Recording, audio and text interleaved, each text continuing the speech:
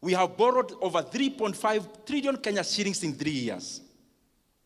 President Kibaki borrowed 1.2 trillion in the entire 10 years he was president. And therefore, we have borrowed 3 times in 3 years. We have borrowed 3 times what Kibaki borrowed in 10 years. That's the money Kenya has borrowed in the last 3 years alone. 3 times what Kibaki borrowed in 10 years.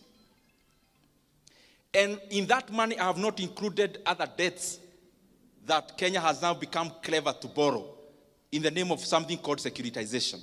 I have not mentioned even that. It therefore means the economy of Kenya is borrowing 100 billion every month. And every single day, when the lights go off, every day, every single day, Kenya is borrowing 3.4 billion every day. That we are borrowing in a minute. You can do the calculations and see. In an hour, maybe we are borrowing around 137 every 1 hour. I'm saying this because we are now headed to the elections. And what governments do, they focus more on re-election, and we forget that we have a country to lead after the elections.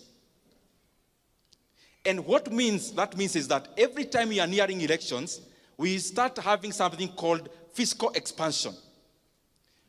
Because maybe there is nothing much to be seen for the past year, then in basically 1 year, we want everything to be seen.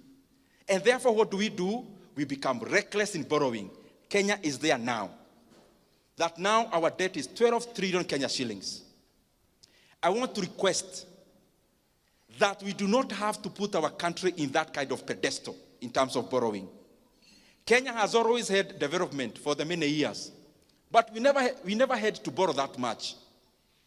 President Kibaki did a lot of development. He borrowed only 1.2 trillion for 10 years. Where is the 1.2 trillion we are borrowing every year going?